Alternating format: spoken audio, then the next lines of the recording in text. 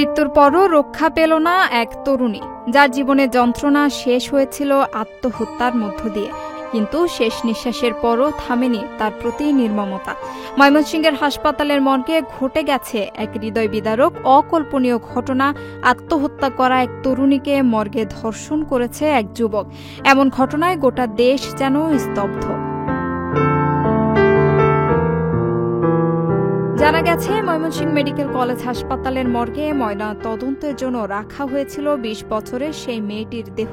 তার আত্মহত্যার কারণ ছিল জীবনের প্রতি বিতৃষ্ণা। কিন্তু কে জানত, মৃত্যু হয়তো মুক্তি নয়, আরও একবার নির্যাতনের শুরু।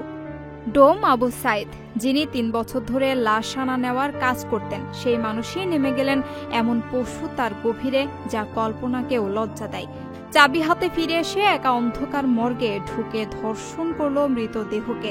তার মর্গের ভেতর লাশের সাথে ঘুমিয়ে পড়ল, যেন কিছুই ঘটেনি।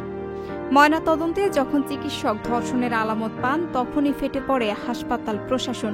পুলিশ দ্রুত গ্রেপ্তার করে আবু সাইদকে। আদালতে দেওয়া ১৬৪ ধারার জবানবন্দিতে সে অকপটে স্বীকারও করেছে। তার আত্মহত্যার নোটে লেখা ছিল, আমার মৃত্যুতে কেউ দায়ী নয়, এই দুনিয়া থেকে আমার মন উঠে গেছে। কিন্তু যে দুনিয়া থেকে চলে গেল, সেই দুনিয়ায় তার মরদেহ কেউ রক্ষা করতে পারল না। এ যেন শুধু একটি অপরাধ নয়, বরং রাষ্ট্র, সমাজ এবং আমাদের বিবেকের চরম ব্যর্থতা। যে দেশে এক মৃত নারীও নিরাপদ নয়, সেখানে জীবনের মূল্যই বা কতটুকু।